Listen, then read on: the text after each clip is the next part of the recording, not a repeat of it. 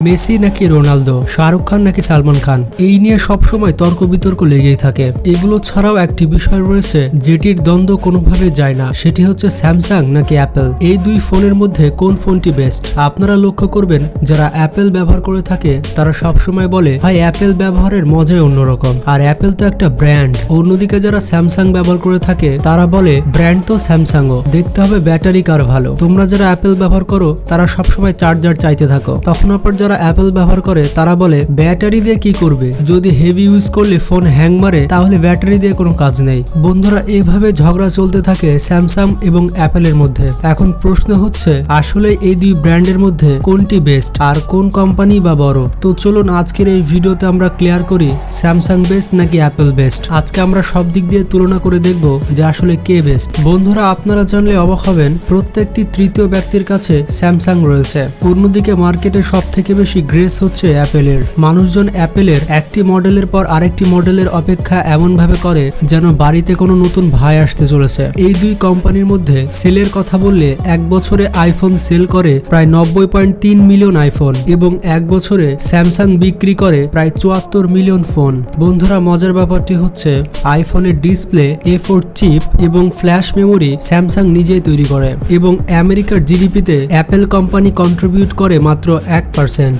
অন্যদিকে কোরিয়ার জিডিপিতে স্যামসাং এর অবদান প্রায় 17%। তাহলে আসলেই কি অ্যাপেলের থেকে স্যামসাং বড়? বন্ধুরা, আমরা যদি ওয়ার্ল্ড ইকোনমিক ফর্মের দিকে তাকাই তাহলে আমরা দেখতে পাবো স্যামসাং পঞ্চম অবস্থানে রয়েছে আর প্রথম অবস্থানে রয়েছে অ্যাপেল। তাহলে কি অ্যাপেল কোম্পানি স্যামসাং এর থেকে বড়? তাহলে এই দুই কোম্পানির মধ্যে আসলে কে বড়? বন্ধুরা, এই বিষয়টি জানার আগে আমাদের এই দুই কোম্পানির হিস্টোরি সম্পর্কে জানতে হবে। যদি আমরা স্যামসাং এর কথা বলি তাহলে স্যামসাং কোম্পানির স্থাপনা হয়েছিল 1938 সালে।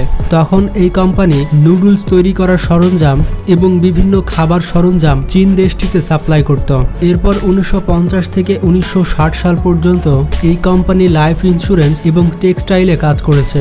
পরবর্তীতে এই কোম্পানি 1969 সালে স্যামসাং ইলেকট্রনিক্স শুরু করে এবং 1970 সালে শুধুমাত্র এই কোম্পানি টিভি তৈরি করত। 1970 সালে স্যামসাং কোম্পানি তাদের প্রথম ব্ল্যাক অ্যান্ড হোয়াইট টিভি বাজারে ছেড়েছিল। টিভি তৈরি করার পর ব্যাপক সফলতা পায় স্যামসাং কোম্পানি, আর এরপরেই 1980 সালে স্যামসাং কোম্পানি প্রথমবারের মতো তৈরি করে মোবাইল ফোন এবং মোবাইলের মেমোরি এবং তার পরপরই শুরু করে কম্পিউটারের পার্টস তৈরি করা। তারপর যখন 2010 সালে স্যামসাং অ্যান্ড্রয়েড ফোন প্রথমবারের মতো লঞ্চ করে তখন থেকেই স্যামসাং কোম্পানিকে আর পেছনের দিকে তাকাতে হয়নি। তো এটা গেল সংক্ষিপ্ত আকারে স্যামসাং এর হিস্টোরি। এবার আসি অ্যাপেলের হিস্টোরি সম্পর্কে। যদিও আমরা প্রায় সকলেই জানি অ্যাপেল কোম্পানি কি করে তৈরি হয়েছে। অ্যাপেল কোম্পানি প্রতিষ্ঠা করেছিলেন স্টিভ জবস তার 31 বছর বয়সে এবং স্টিভ জবস তার এই অ্যাপেল কোম্পানি খুলেছিলেন তার গাড়ির গ্যারেজে, তাও আবার তার বন্ধুকে সাথে নিয়ে। 1958 সালে অ্যাপেল কোম্পানি তার প্রথম কম্পিউটার বাজারে লঞ্চ করে। লম্বা সময় পর 2001 সালে অ্যাপেল প্রথমবারের মতো আইপ্যাড লঞ্চ করে আর প্রথম আইফোন লঞ্চ করে 2007 সালে। এই আইফোন আসার পরে এক ঝটকায় যেন মোবাইলের দুনিয়া পাল্টে যায়।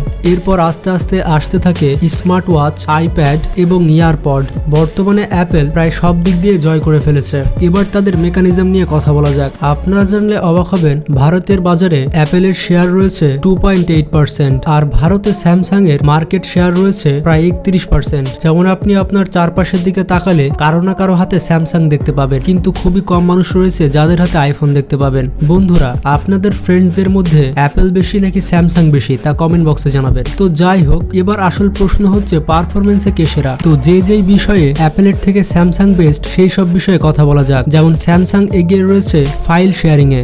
যখনই আইফোনের কথা ওঠে তখনই মাথায় আসে ফাইল শেয়ারিং এর কথা।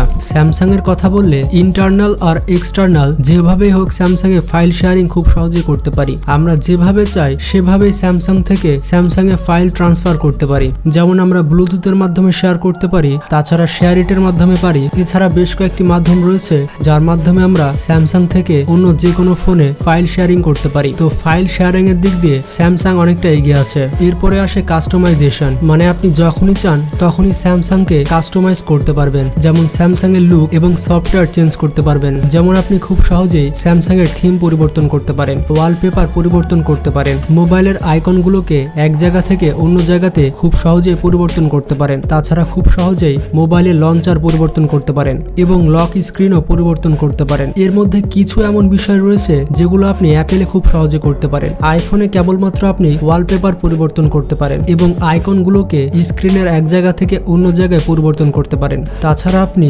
আইফোনকে স্যামসাং এর মতো কোনোভাবেই কাস্টমাইজ করতে পারবেন না। এরপরে রয়েছে multi tasking and multi window. এই দুইটির মানে হচ্ছে একসাথে একের অধিক কাজ করা। যেমন আমরা স্যামসাং এ নেট ব্রাউজিং করার পাশাপাশি হোয়াটসঅ্যাপও ব্যবহার করতে পারি। এর সাথে সাথে আমরা আমাদের বন্ধু বান্ধবকে মেসেজও পাঠাতে পারি। তো এভাবে আমরা একসাথে স্যামসাং এ অনেক কাজ করতে পারি, কিন্তু আইফোনে আমরা এরকম করতে পারি না। আইফোনে আমরা কেবলমাত্র একটি সময়ে একটি কাজই করতে পারবো, দুইটি কাজ একসাথে করা আইফোনে কোনোভাবে সম্ভব নয়। তো মাল্টি টাচ স্ক্রিনে স্যামসাং এগিয়ে রয়েছে। তো এটা গেল যে বিষয়ে স্যামসাং আইফোনের থেকে এগিয়ে রয়েছে। বন্ধুরা, এর মানে এটা নয় যে আইফোন স্যামসাং এর থেকে ভালো না।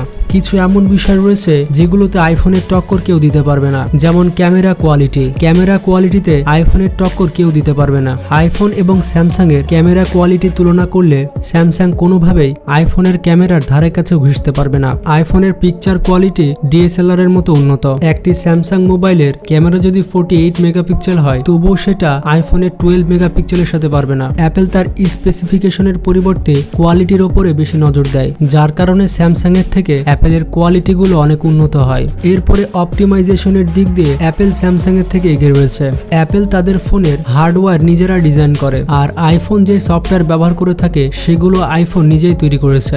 তাই অপটিমাইজেশনের দিক দিয়ে অ্যাপেল এগিয়ে থাকবে, কারণ তাদেরই হার্ডওয়্যার এবং তাদেরই সফটওয়্যার। একই কোম্পানির সফটওয়্যার হওয়ার কারণে সফটওয়্যারগুলো রান হতে কম ব্যাটারি খায়। তাছাড়া আইফোনের খুবই কম মডেল রয়েছে, কিন্তু অন্যদিকে স্যামসাং এর অনেক মডেল রয়েছে। যেহেতু আইফোনের কম মডেল রয়েছে, তো সেই অনুযায়ী স্পেসিফিকেশনের কোয়ালিটিগুলো খুবই পারফেক্ট করতে পারে, যার কারণে আইফোনগুলো খুবই পারফেক্টলি এবং স্মুথ কাজ করে। অ্যান্ড্রয়েডের কথা বললে গুগল তো অ্যান্ড্রয়েড তৈরি করে ফেলেছে, কিন্তু কোনো একটি স্পেসিফিক ডিভাইসকে টার্গেট করে তৈরি করেনি। অ্যান্ড্রয়েড তৈরি করেছে জেনারেল অপারেটিং সিস্টেম। তাই একই অপারেটিং সিস্টেম বিভিন্ন অ্যান্ড্রয়েড ফোনে পারফেক্ট ভাবে চলা খুবই কষ্টকর। এরপরে রয়েছে অ্যাপ কোয়ালিটি এবং অ্যাভেলেবিলিটি। অ্যান্ড্রয়েডের প্লে স্টোরে এবং অ্যাপেলের অ্যাপ স্টোরে অনেক ধরনের অ্যাপ্লিকেশন অ্যাভেলেবল থাকে।